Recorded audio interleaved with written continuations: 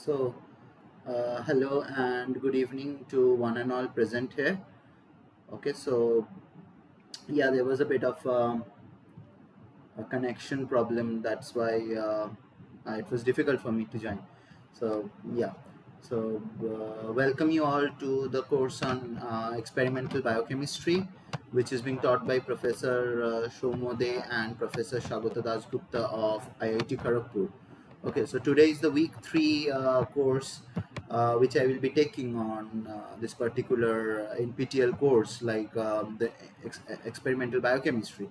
Okay, so let me introduce myself to you first. Okay, I am Srijan Sen from the Indian Institute of Technology, Kharagpur, and today I will be taking the live session of the week 3 course that has been already taught to you. So, like the way I start, it's like discussing the lectures in brief, and then solving a few question and answers that also is related to your assignments and the future exams. Okay, so without delaying much, let us start. I'm sharing my slides with you. Okay, so let us start with it.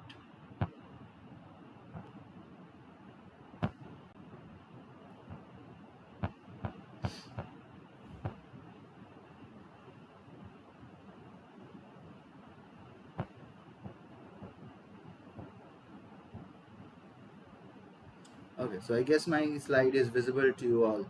Okay, so let us start now. So today's course is basically designed to explain to you guys the spectroscopic techniques, the basics of spectroscopy and the different spectroscopic techniques that we have.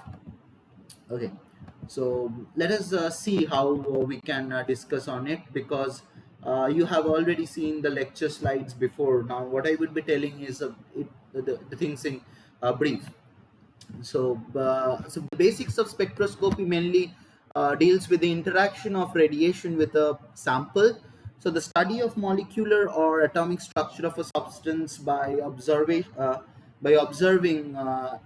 its interaction with the electromagnetic radiation is something we can tell as spectroscopy. So in when we explain spectroscopy quantitatively, it's for the determining the amount of material in a sample, and in a qualitative perspective, it's for the identification of the chemical structure of a sample.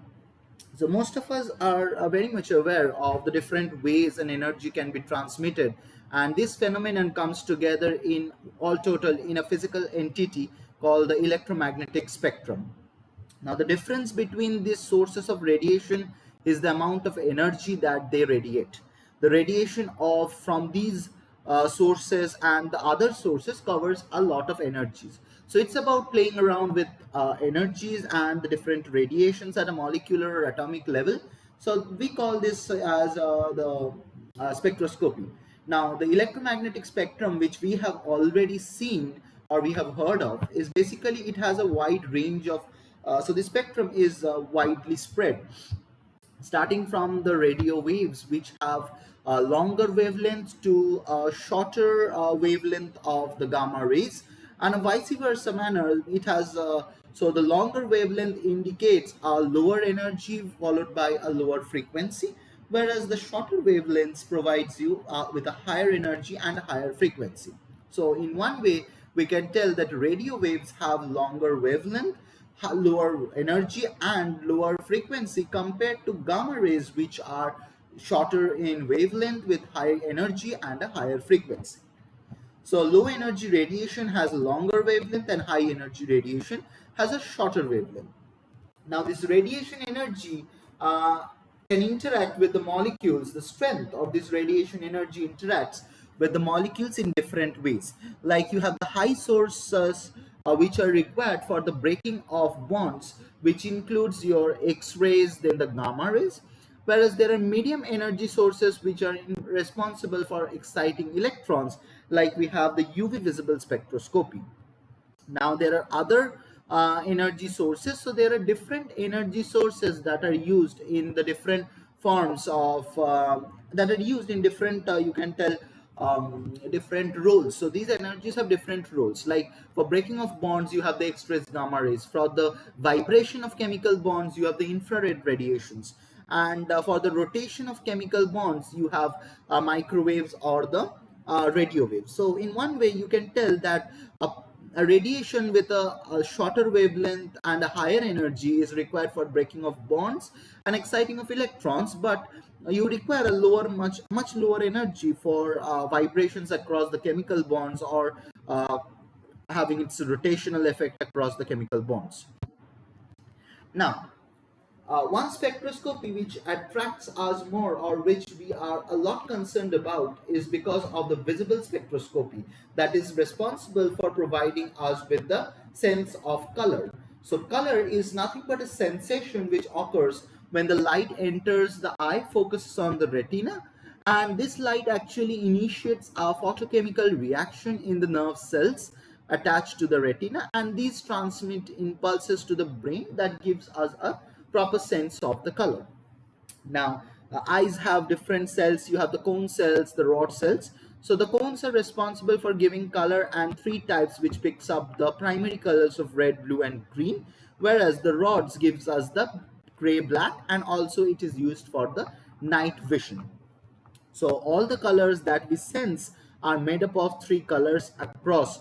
Um, so these are the primary colors, the three primary colors that these are made of.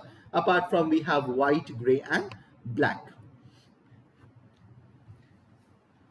Now, so white color, if you see that it's a composed, means it is composed of all the other colors that we have in the VIBGYOR. So sunlight is basically a white light that covers a wavelength from 380 to 750 nanometers. Now, simple physics experiment using a prism which shows that the white color is a composition of a range of colors that are spread across the spectrum of the VIBGYOR. Okay, starting from, we have the violet, indigo, blue, green, yellow, orange and red. So when you pass a white light through a prism, it scatters into all the seven different colors. And it is what it's not about the object that uh, ab- absorbs a color that we see, but it also depends on the color that it reflects. So we have an object, say object X, that absorbs a particular color, fine, but the color that it emits is actually responsible for what we see.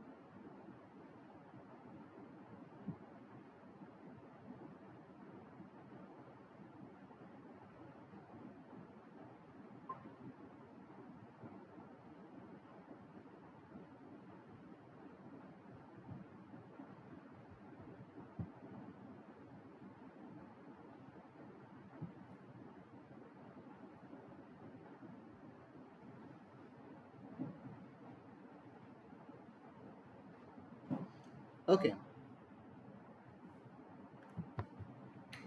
So now if the material that completely rejects all the light, it appears to us as white. Now if all the materials absorb a constant fraction of light across the spectrum, it appears to us as gray. Now if the material completely absorbs all the light, it appears to us as black. Now, this is very important for us because we need to understand that an object is that absorbs the light is not what we see, but the light that is reflected or emitted by a particular object is responsible for our eye to capture that particular wavelength, and that is the color that we observe. Now the visible spectroscopy is also so when a sample actually absorbs light across a simple wavelength, the eye sees its complementary colors. Actually, that I was telling. Now the wavelength of range that is absorbed over 380 to 430 is actually the violet light. It is absorbed, but the color seen by the eye is its complementary color, that is yellow green. So if an object absorbs a violet light, we see yellow green. Now if an object absorbs a blue light, we see is what is yellow. So like we are seeing an object to be of a particular color, it is the complementary color that we are seeing, but the color absorbed by that particular object is very different. Now if we are if we observe something like blue or a green blue, it's actually absorbing around the yellow to the orange wavelength. Okay. Now there are the different effects of energy levels depending on the nature of the energy that is received. So so we have an S0 state of this is the ground state, and the S1 has different rotational and the vibrational levels. So these are the different states of the energy levels. So each energy level have different rotational levels, vibrational levels. So for absorption, you will provide UV visible light, and it moves from the S0 ground state to the S1 state. When we provide the infrared, it happens is that from a rotational level it moves to the vibrational levels. And if we are providing microwaves, that is of even lower, we can call even, yeah. So for the microwaves, what we see is that the energy is only capable of shifting a particular molecule or an atomic level to the from a rotational level, from the lower rotational level to somewhat of a higher rotational level. Okay, so it is very important to understand that whether we are providing what sort of energy we want to achieve, such that we can shift to a different energy level, like whether we want to move from a rotational to a vibrational level, or from one particular state to another higher energy level. So it is very important that we understand these energy levels and the type of energy that we want to use. The UV visible spectroscopy is spread over a range of 220 to 380 nanometers. That's the UV radiation, whereas the visible radiation is from 380 to 780 nanometers.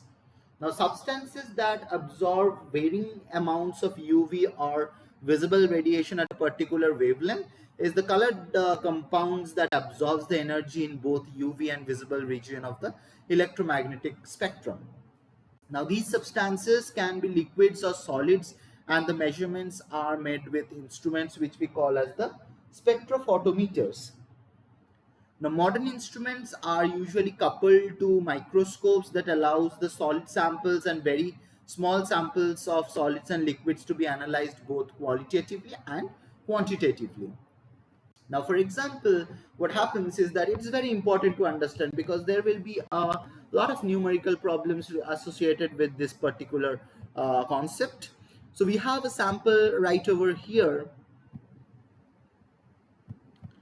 and we provide an incident light having a wavelength of 254 nanometers and an intensity of I0.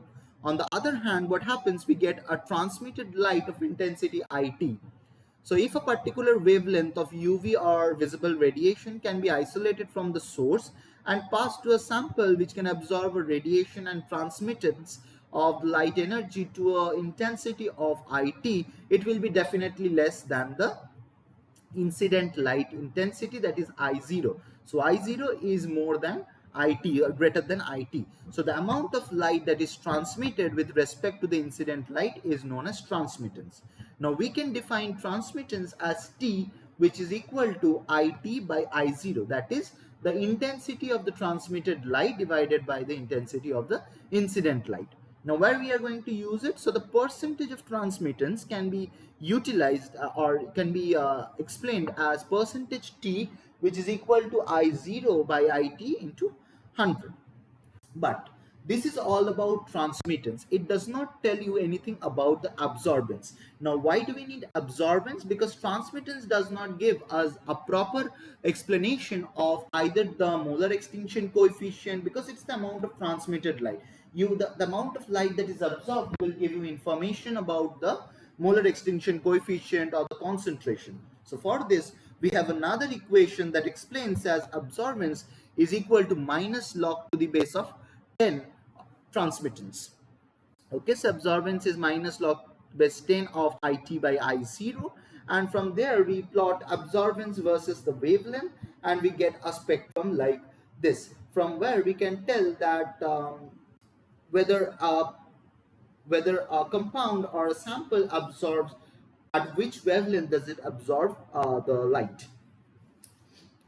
Now but this equation also gives us a basic explanation of absorbance related to transmittance or the percentage of transmittance, but still we are unaware of the uh, basic properties which the sample or a molecule holds.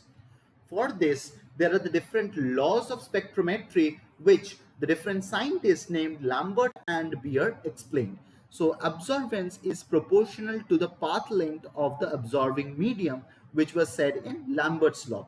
On the other hand, what Beer's law explained was that absorbance is proportional to the concentration of the sample. So from here what we get is the Beer-Lambert's law, where absorbance is proportional to both the concentration as well as the path length of the absorbing medium. So absorbance is proportional to C and L, with having the molar extinction coefficient or the proportionality constant, which we tell as the molar extinction coefficient. So the constant E, which is our molar extinction coefficient, can be applied in this equation, and we can write this equation as A equals to epsilon Cl. Right? Now, the units of this molar extinction coefficient can be easily explained from the concentration and the path length, because these units are known to us, and it has different units of mole inverse, liter, centimeter inverse. And if we know that 1 liter is equal to 1000 centimeter, 1000 cc, so centimeter cube, so the unit can be explained as 1000 centimeters square mole inverse.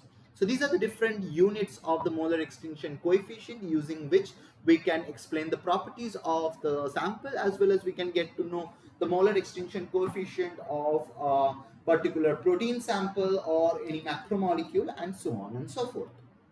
So these laws are very important, because from here absorbance can be directly related to the concentration as well as the molar extinction coefficient of a particular sample. Now, the importance of this particular law is that you can easily prepare the standards of the analyte if you know what is the concentration, and from there you can get an idea about the molar extinction coefficient, or vice versa can also be possible. So what you do over here is that we prepare the standards of the analyte to be quantified at a certain concentration, and measure the wavelengths at a specific wavelength. So from here, a calibration curve is plotted, where we have absorbance versus the concentration. So for measuring the absorbance of the sample, we calculate this, and we see at which absorbance the light is absorbed, and from there the concentration is actually calculated. So the concentration of the analyte can be obtained from the calibration curve, and the molar extinction coefficient can be obtained from the slope of the calibration curve for a given wavelength, considering that the path length is 1 centimeter. Now, So up till now, we get an understanding of the absorbance, the transmittance, and the Beard-Lambert's law, the basics of the spectroscopy. Now, this laws and the basics gives us an understanding, but what we need to understand in more details is about the Jablonski diagram. So what does this Jablonski diagram tell? So Jablonski diagram can easily explain us the concept of absorption, fluorescence, and the phosphorescence. So before that, there are a few terminologies that we need to understand. So S0 that I was calling as the ground state is basically our singlet step. And for all the S, these are singlet steps, and T is our triplex state. So S0 is the ground state and the subscript numbers identifies the individual states. So absorbance is basically when we move from the S0 from a singlet step to another singlet step. So movement from S0 to S2 or S0 to S1 is basically absorbance. What happens? So first, what a molecule does or what a sample does is first it absorbs the amount of light. Okay, then we come to the emission. Now emission is a process which is divided into fluorescence as well as phosphorescence. Now there is a change of states at different forms. So from there, one portion of it is fluorescence, the other portion of it is phosphorescence. Now we need to understand this very well, because now absorbance, what it does, it's from the S0 to the S2 state or an S1 state. So first it absorbs the energy. Now coming to emission. For emission, there is fluorescence and phosphorescence. So if from fluorescence there is an internal conversion. So first there is an internal conversion where from the S0 state it moves to the S1 state via the internal conversion, and then from S1 state to S0 state it is called as fluorescence. But for phosphorescence, what happens is that there is an inter-system crossing. Why is it an inter-system crossing? Because from the from the S2 state it comes to the S1 singlet step. The S1 singlet step also transfers a bit of energy to the T1 state via inter-system crossing. Now when the energy is transferred from the S1 singlet step to the triplet state, and from the triplet state it emits to the S0 state, so the energy falls back to the S0 state.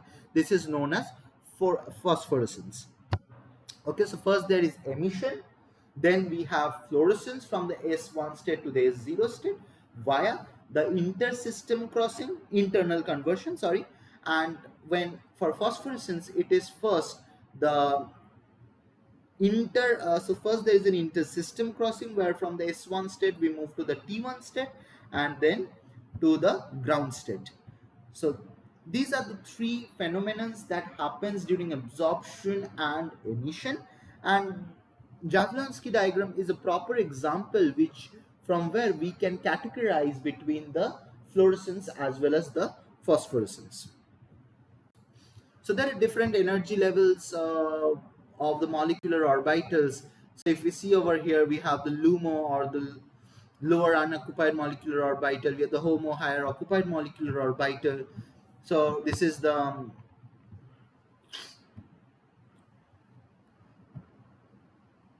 so from the sigma to the sigma star, then we have the non-bonding to the sigma star or the antibonding orbital, then we have the pi to pi star or non-bonding to pi star.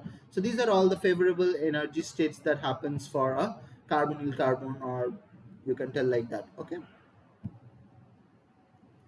but what is important over here is the energy of these different levels or the different transitions. So non-bonding to the pi star, anti-bonding pi is less than that of pi pi star, which is also less than non-bonding to the sigma star, then sigma to pi star, and the highest energy is by the sigma to sigma star.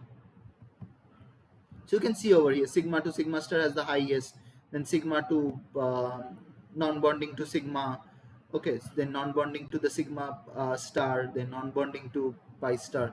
So these you can see from just the molecular orbital diagram.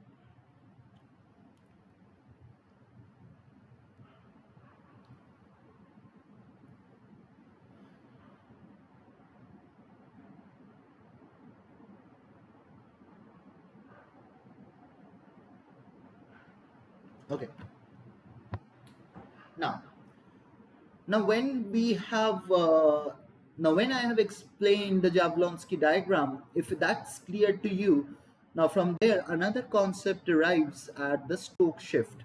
So, what is this particular thing? So, it's named after the scientist Stokes. So, the Stokes shift is the gap between the maximum of the first absorption band. So you have the first absorption band over here and the maximum of the fluorescence spectrum. So there the gap between these two is basically your Stokes shift. So from the wave number you can find, so wave number for the absorbance minus the wave number for the emission or fluorescence, the difference between the two gives you delta of the wave number, or so this is basically your Stokes shift. So the loss of vibrational energy in the excited state as heat by collision with the solvent. So what you see over here is that there is absorption, so it moves at the different levels. But what happens, all of these say the molecules or the atoms are coming back to the ground state at of a particular level, of a particular state.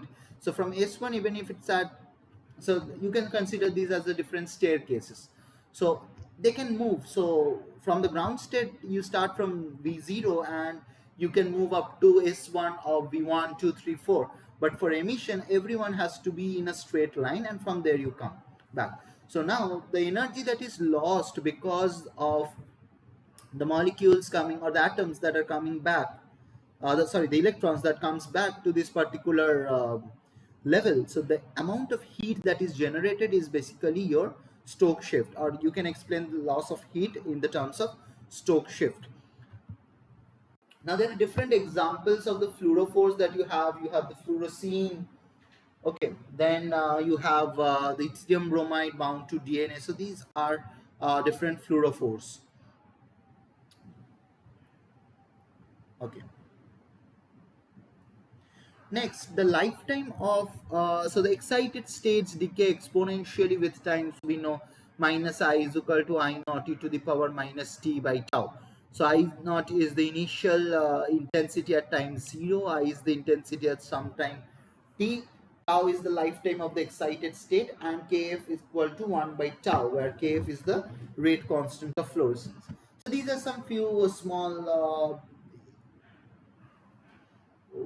calculations or some small equations that you just need to keep in mind, because from there might be a few questions where one of the variable is missing, the others are given, and you have to just find it out. And this is directly related to your quantum yield, where quantum yield is your so you have the number of fluorescence quanta emitted divided by the number of quanta absorbed to a singlet excited state. So phi. So phi f equals to your ratio of photons emitted to the photons absorbed. So quantum yield is the ratio of the photons emitted to the photons absorbed by the system. So phi is photons emitted by photons absorbed. So you have kappa gamma by kappa equals to your tau f dot kappa tau, and then there's a equation. Okay, so maybe you don't have to remember the equation, but what you need to know is the quantum yield, which is explained as phi f, and this phi f is equal to your photons emitted by the photons absorbed by the system. And we have another big equation which explains this following kappa over here. You can so this kappa is basically what you need to know over here. Is you don't need to basically remember this particular big equation, but what you need to know, this kappa is basically a summation of the different variables, which includes your fluorescence radiative rate. You have the internal conversion, that is the collision of the solvent, plus the internal vibrational mode, which also increases with temperature. You have kappa q, which is associated with quenching, with collision of solute molecules like the O2, then the summation of the energy transfer, then the reaction from the excited state, inter-system crossing, etc. So the summation of all of these factors gives you the entire of kappa. Now this kappa, so the kappa gamma divided by the total of these, all this total system. So you have the fluorescence radiative rate divided by the summation of all of this gives you actually the quantum yield. Right. Now, when we know about this quantum yield, it will be easy to explain you the polarization. So, polarization, which we define as P, is basically the summation, it's the difference of the intensities of the observed parallel and the perpendicular component divided by the summation of the two, or the addition of the two. So the intensity of the parallel and the perpendicular component is what we have, then the difference of the two divided by the addition of the two, which when we explain it in the form of trigonometry, we have 3 cos square alpha minus 1 divided by cos square alpha plus 3. Now, if alpha, so what is alpha? Alpha is the angle between three emission and absorption transition moments. Now, if alpha is 0, the degree of polarization is plus half. If alpha is 90 degrees, then the degree of polarization is minus one third. Now what happens? There is another concept which is the inner filter effect. So in the inner filter effect, at low concentration, the emission of light is uniform from the front to the back of the sample. At high concentration, more light is emitted from the front than the back. So there can be a error. Like if we are using low concentration, maybe the result is different, but for a higher concentration, it's different. So since the emitted light only from the middle of the cuvette is detected, the concentration must be low to assure accurate measurements. So this is termed as the inner filter effect. So what happens over here? For example, you have a very concentrated sample. Now the amount of light will be very difficult to pass. So the light is passing from the front to the back. Now it should be in the ideal situation, it should be that the detection should be from the middle of whatever the sample volume you have or whatever the sample you have provided. But for a concentrated sample, it will be difficult for the wavelength for the light to be passed on to the middle, and there will be uh, a change in the what you call is the detection technique. Okay, so because of that, a low concentration should be used such that there should be a direct path between the front and the back of the sample, such that the detection from the center is as same as that what is detected in the front or what is detected at the back. So now just because it's a biochemistry course, so we have to understand about the intrinsic properties or the intrinsic fluorescence of the proteins and peptides. So there are three amino acids that absorb and it is responsible for the detection of a protein, for finding the concentration of a protein. The protein absorbs at 280 nanometers because of a few amino acids. It's not that all the amino acids absorb at 280 nanometers. We all say that proteins absorb at 280 nanometers, but it is because of the three important amino acids, which is your tryptophan, tyrosine, and the phenylalanine. So these three amino acids are critical for the absorbance, and once we get the absorbance, we can get to know about the basic properties, the molar extinction coefficient of the proteins, the concentration of the proteins, and that actually eases up our different further experiments that we want to do.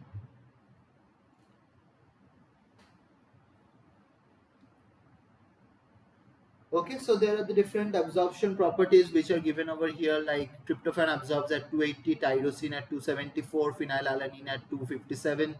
So absorptivity is given 5600, 1400 and 200, and the fluorescence at 348, 303, 282, and then we have the quantum yield of all of these amino acids.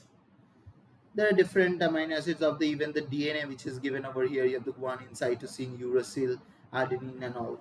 So if you are very much interested into all of these, you can look back. So I've just put the table over here, and this might help you even if you're not aware of the molar extinction coefficient. So nowadays there are different bioinformatic tools that actually tell you the molar extinction coefficient. You put the sequence of the protein or a peptide and it tells you the molar extinction coefficient. But even if you want to calculate, like you have one tryptophan, one tyrosine, and one phenylalanine in all of this, you just have 1 into 5600 plus 1 into 1400, and 1 into 200, so that gives you 7200 molar inverse centimeter inverse. The unit is very very important, because if there is a if you do a mistake in the unit, it will actually give you a wrong concentration, and that will actually mess up your entire experiments, the further experiments, because these concentrations are very very important. For some experiments you require 2 micromolar, for some experiments you require 2 millimolar. So if there is a change in the units, if you make an error in the units, it will entirely uh, be a hodgepodge, and it will actually spoil up your further experiments. Yeah, so that is all about the basics of the spectroscopy, a few interesting facts on the Jablonski diagram, the Stokes shift and all. So what basically is important from here is that you get to know about um, what happens in spectrometry, what we are dealing in spectrometry, and basically the Lambert-Beer's law. From there will be a lot of question answers, there will be questions from the basics of all of it, which now I will be discussing with you all. So let me give you a 5 minutes break, and then we can get back with the question and answers, right?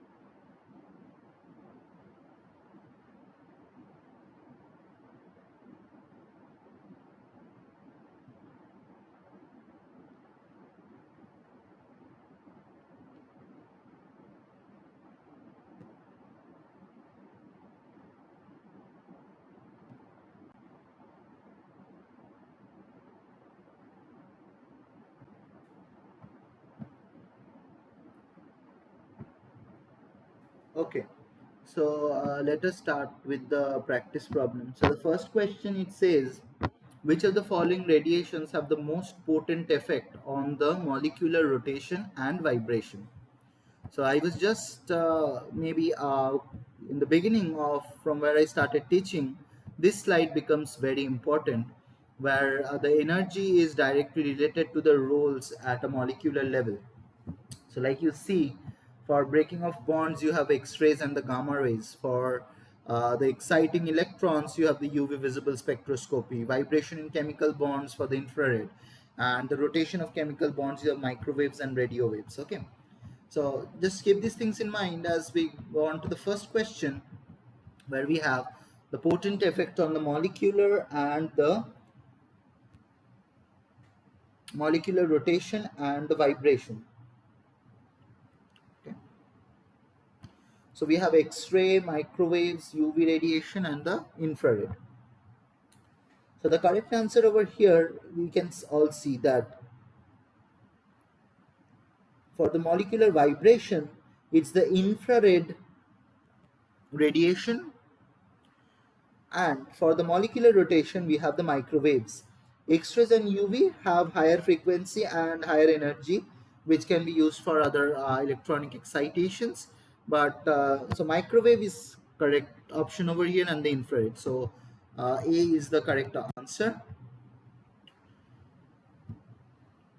Now, the next one. What would be the energy of the radiation if the frequency of the radiation is decreased by a factor of 4? So it is decreased by 4 times. So what happens over here? Energy is directly proportional to frequency. We all know that E equals to h nu. H is constant, so E is directly proportional to nu. So what becomes? So it's decreased by a factor of 1/4. So it becomes 1/4.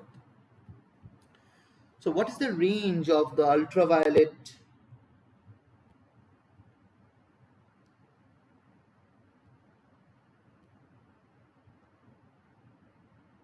So then the question is, what is the range of ultraviolet radiation? So for this, I would like to tell something over here. So, ultraviolet radiation has three different forms. You have the ultraviolet A, B, and C. So ultraviolet A has longer wavelengths and it penetrates the atmosphere more effectively. It is the main component of the sunlight that reaches the Earth's surface, and ultraviolet A exposure is associated with different diseases like it can cause cancer, rashes, and it leads to premature aging. And this radiation being of a higher wavelength, it's distributed across 315 nanometer to 400 nanometer. On the other hand, for ultraviolet B, that's partially absorbed by the Earth's atmosphere, is responsible for causing sunburn and is associated with increased risk of skin cancer. And it's spread over 280 nanometers to 315 nanometers. And lastly, we have the UV visible UVC, which is spread over 10 nanometer to 280 nanometer. It's used for germicidal purposes due to its ability to destroy bacteria and the viruses. So from starting from 10 nanometer for UVC, we have moved on to 280 nanometer for UVB, and we go up to 400 for UVA. So it is spread over the first option, which tells 10 to 400 nanometer, is the correct one. Okay. Now, here we have a graph. What? So the question is, what kind of shift do we observe in B with respect to A? So for this, you need to understand what does each of these shifts mean. So first, let us talk about the hypsochromic shift. So hypsochromic shift is a shift to a shorter wavelength. So if we move towards the shorter wavelength, it is hypsochromic shift. So the question is, what kind of shift do we observe in B with respect to A? So this was the first one. From here it moved to a B. So there is a movement in the shorter wavelength. So we can tell that it is so an hypsochromic shift is observed. On the other hand, a bathochromic shift is shift to a higher wavelength. So if it was the reverse question, what do we observe in A with respect to B, the answer would have been different.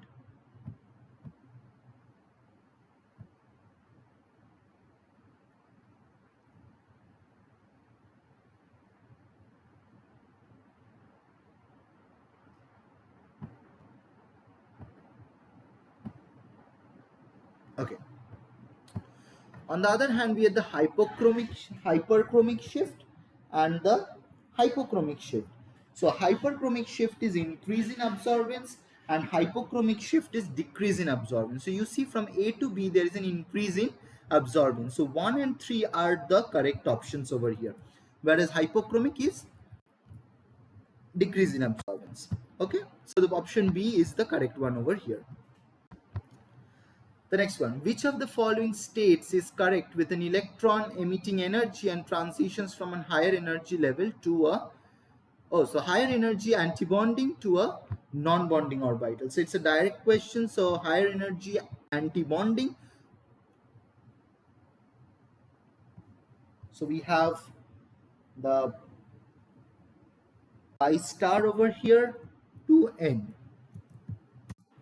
Because non-bonding orbital, so N should be over here, and the pi star, that's an higher energy level. The next question. UV absorbance at 280 nanometer is primarily caused by the tryptophan residues. The absorbance of X molar of an X protein in an experiment is 0.48. Of a path length 0.1 millimeter. The protein content in the cuvette is approximately. So we have to find out the concentration of the protein. So let us see. So let's try to solve this. So E is equal to Cl. So you need to find out the concentration, which is equal to your A divided by L. So what you have over here is absorbance is given divided by 1000 divided by 1 millimeter.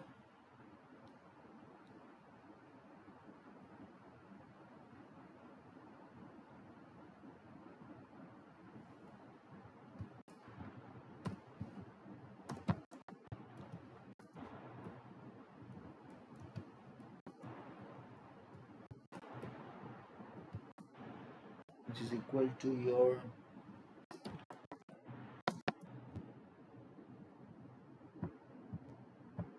option D.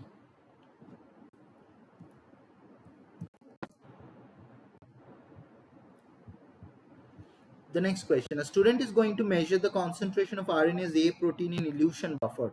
What types of solution would be used to conduct the experiment in cuvette A and B?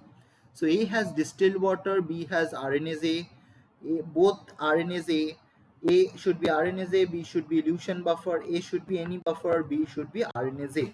Now, when you measure anything in a cuvette, it is very important to set a blank, or a blank has to be set up such that it reduces the, because you have eluted it in a particular solvent. A blank is something, or the reference is something which should be subtracted from the value which you are supposed to get, because there is a different absorbance for the buffer in which you are absorbing. So it would add up to your main sample, and that would give you an error in the detection. Okay, so what happens over here, so the solution that you would be using in cuvette A, so you have eluted the protein in elution buffer, so your B should be an elution buffer that you can have as the blank, and A should be your RNase A. So this is the correct option.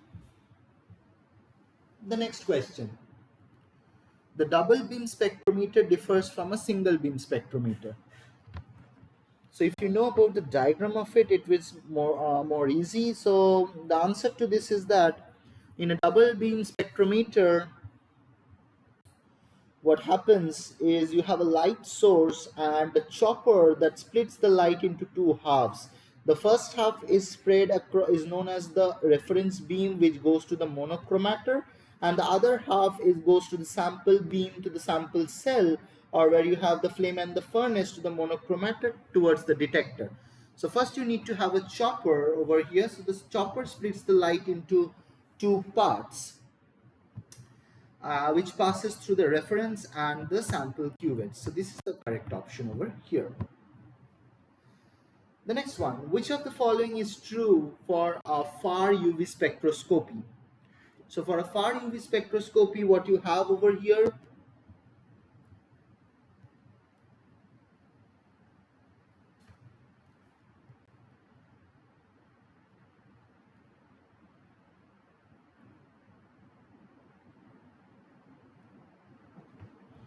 an absorbance band at 190 nanometer is due to the disulfide bridges between two cysteine residues. The cuvettes are made of glass. Ultraviolet spectroscopy is a technique to study absorption of light by the molecules in the wavelength range between 190 to 250 nanometer. The weak absorption band for the peptide bonds comes at 230 nanometer.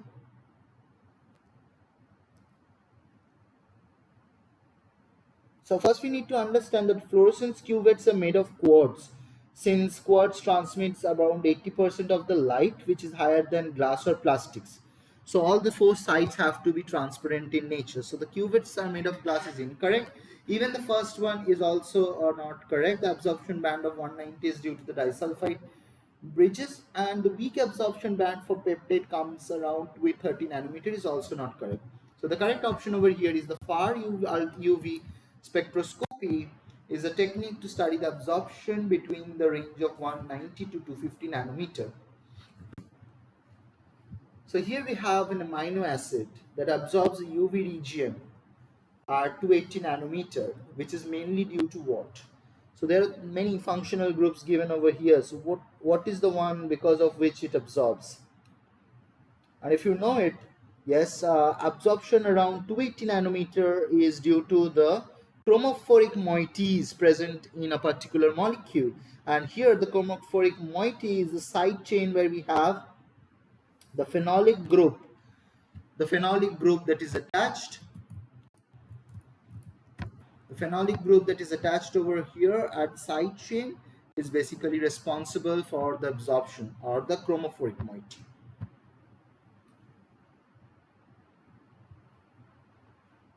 Another question, which is about which of the following statements is or are true. So monochromators are used to disperse white light into the various wavelengths. Then we have at low concentration the light emitted from all parts of the fluorescence quartz cuvette can be considered to be the utmost uniform. Fluorophore and chromophore are the same thing. That's an incorrect statement. The maximum excitation wavelength for tryptophan, tyrosine, and phenylalanine is 258, 275, and 280 nanometer. That is also incorrect. So 1 and 2 are the correct options over here.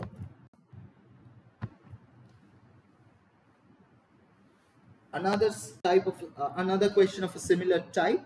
So it says in fluorimetry, photovoltaic cells and PMTs are used as detectors. Then when molecules are excited in visible region, the radiation is produced by hydrogen deuterium lamp. Aliphatic compounds having carbonyl carbons have more intense fluorescence than that having aromatic functional groups, and quantum yield quantifies the efficiency of luminescence. So when molecules are basically excited in the visible region, the xenon lamp is used. Compounds having aromatic functional groups shows more intense fluorescence that we are already seeing that than that compounds having aliphatic carbonyl carbons. So from here, the correct options, which looks to me, is in fluorimetry, photovoltaic cells and PMTs are used as detectors. So one is correct. And quantum yield quantifies the efficiency of luminescence. So 1 and 4 are the correct options over here. Now, a researcher has prepared a new drug molecule to study the interaction of a protein. The lambda max of the drug molecule is at 280 nanometer. The desired emission wavelength must begin at. So you have an absorption spectra that is given. The emission should start at least 10 to 15 nanometer ahead of the excitation wavelength, since in the Jablonski diagram, the molecule once excited to S2 from S0, it comes down to a lower vibration energy of S1. We have seen that. So the energy gap between S1 and S0 is lower than that of S0 to S2, because S2 is at a higher molecular level than S1. Now, therefore, what happens, the fluorescence wavelength in the higher range than the excitation wavelength. However, much higher wavelength should be avoided, since this might miss out the emission spectra. So there is an ideal range like 10 to 15 nanometer, and therefore the correct option over here is 295 nanometers, where we should have the emission wavelength if the absorption wavelength is 280 nanometers. Now, while taking the fluorescence emission of a lysozyme protein having tryptophan, phenylalanine, and tyrosine, one should select the excitation wavelength for what? So over here we have tryptophan residue, since tyrosine and phenylalanine is non-fluorescent. That is not correct. Tyrosine, since tryptophan and phenylalanine is non-fluorescent in lysozyme protein, that is also incorrect. Tryptophan residue, since tyrosine and phenylalanine have much lower quantum yield as compared to tryptophan, that is correct option over here. And either tryptophan or tyrosine, since phenylalanine is non-fluorescent in lysozyme protein, that is also incorrect. Coming to the last question, where we need to understand the correct path of the spectrofluorimeter. So if you look into the diagram of a spectrofluorimeter, you have first is the source lamp that emits the light for the excitation. Then you have the monochromator, where the desired wavelength or the desired wavelength of light is reached. Then you have the fluorescence monochromator. You have the source lamp, you have the monochromator, then you have the sample chamber. So you have the sample chamber over here, where you have your sample. So the monochromator goes to the sample, it detects over here, the fluorescence monochromator, then the detector, and finally you have the recorder. So this is the pattern from where it goes. There is the light emitted by the source lamp, the monochromator from where the desired wavelength of light goes to the sample chamber. You understand the fluorescence monochromator from where that desired light is absorbed. It is detected in the detector and you get it in the recorder. So this is the flow diagram of a spectrofluorimeter.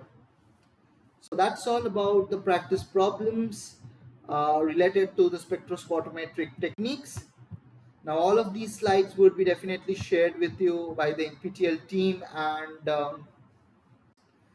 it's anyways being recorded. So if you have any problems associated with it, you can just mail me back, or you can ask me in the next class. I'm open to everything, and if that's good with all of you, I will be sharing the slides with the team, and they would be in English sharing with you guys afterwards. And this video is being recorded, so uh, you can easily track it back through YouTube, my YouTube channel. And if you have any problems, you can write it over there or just mail me back. Okay. So I think that's all from my side. And okay then. Hope to see you in the next week with a different set of lectures and different study materials. Okay. So thank you all, and we will again meet in the next week. Okay. So goodbye.